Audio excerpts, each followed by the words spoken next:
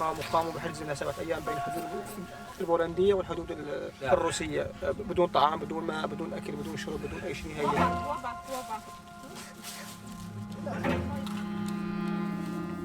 For sure we know they are dying every day, every night, and there will be more of them dying.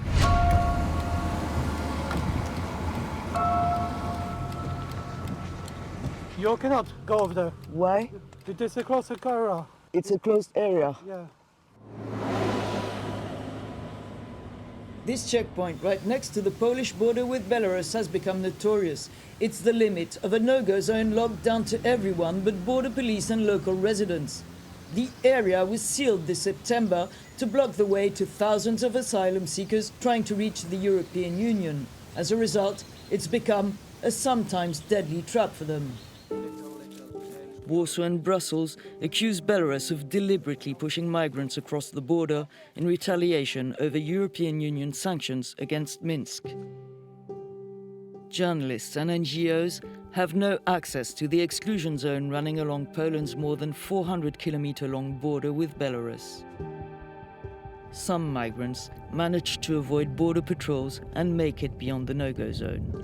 We're going to meet some Polish activists who are now the only ones to try and help out asylum seekers who are stranded in the forest.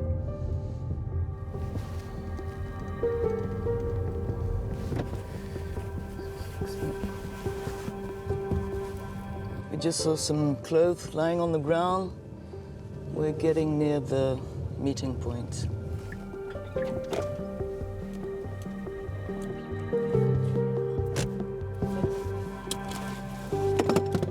We are planning to take some things, food, sleeping bags and clothes, and we want to deliver it to this man that was contacting us before.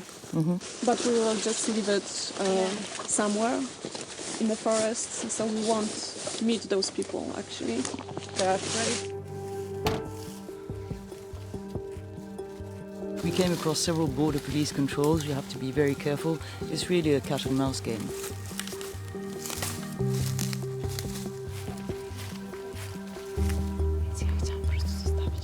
Natalia and Alicia get a message. The group is scattered. There's only one man left, a 19-year-old Afghan. They send him the location at which he can find the goods they leave for him. He's too scared to show up for fear of being caught by the border police. 2 days later, we learn he's been arrested. Chances are high that he was pushed back to Belarus by the Polish border guards. This is what happens to many migrants, as seen on this video issued by the Belarusian Border Authority. Go back! Go back! Go back!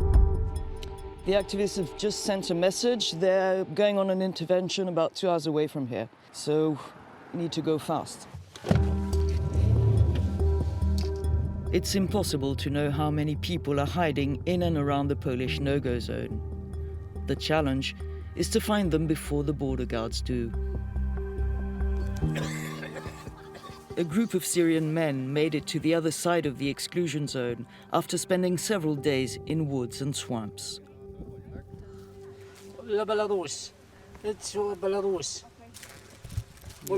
مي هيك كلها مي مستنقع كله مستنقعات مي بالليل مشي ما يخلونا نفوت نتدفى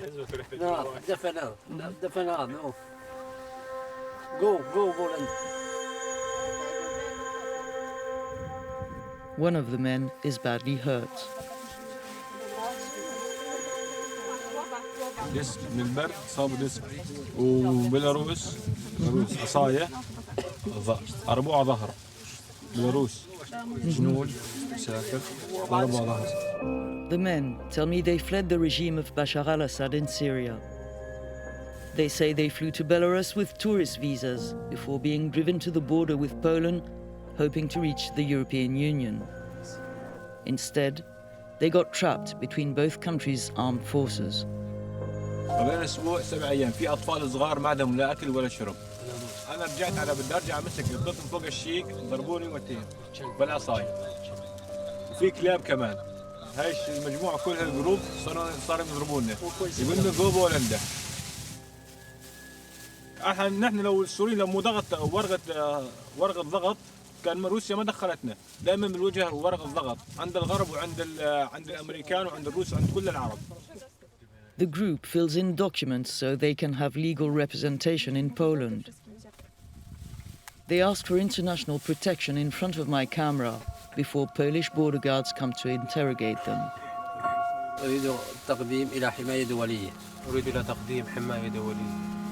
أريد أقدم حماية دولية please. The wounded man is taken to hospital.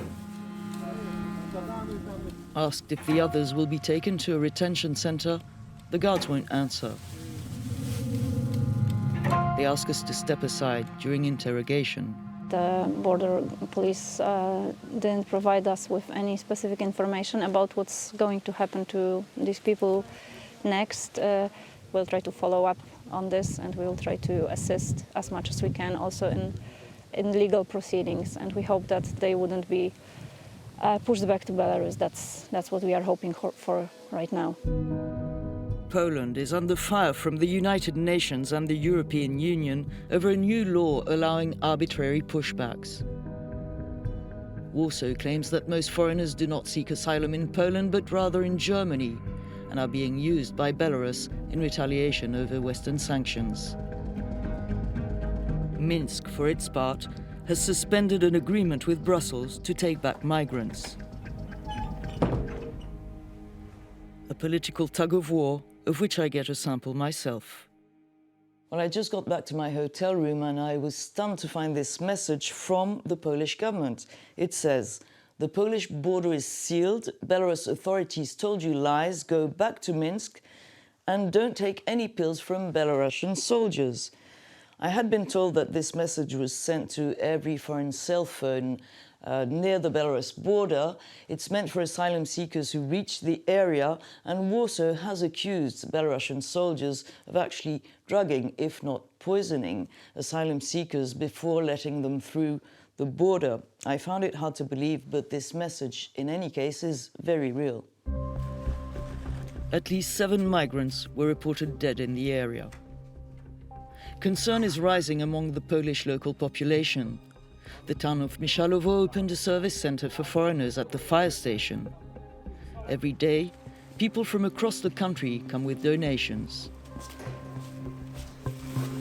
The deputy mayor also launched a fundraising campaign on social media. The government's decision to build a wall along the border with Belarus won't help, he says.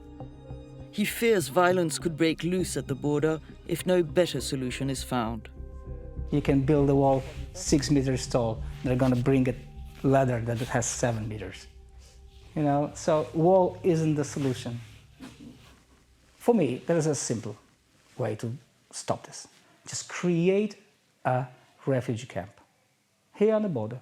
Let them in, give them food, give them clothes, and then ask everybody, you want an asylum or not? You deserve asylum or not? If not, put them on a bus, go to the airport and send them back home, not to Belarus. As simply as it is. Some Michalowo residents have put up green lights in their windows to show solidarity with the migrants, like Maria and her husband Alexander. She's a city councillor and often patrols the no-go zone with the fire brigade to try and help those in hiding. Może przed nami też uciekają, prawda? Dlatego najbardziej się boję tego, że jak zaczną kosić kukurydzę, bo jeszcze tam nieskoszona jest kukurydza. Rolnicy się nawet boją kosić, że tam będą właśnie, znajdą ciała osób nieżywych. Trzeba i tym ludziom po prostu pomóc, a przecież będą większe mrozy. Będzie minus 10 w nocy, w dzień. Ja nie wyobrażamy, co dalej będzie. A wszyscy milczą i mówią, że to winien tylko Łukaszenka. I my się zgadzamy z tym, że winien. Tylko gdzie jest nasz rząd? Gdzie jest nasi rządzący, żeby pomóc rozwiązać tą sytuację? A nikt nam nie pomaga.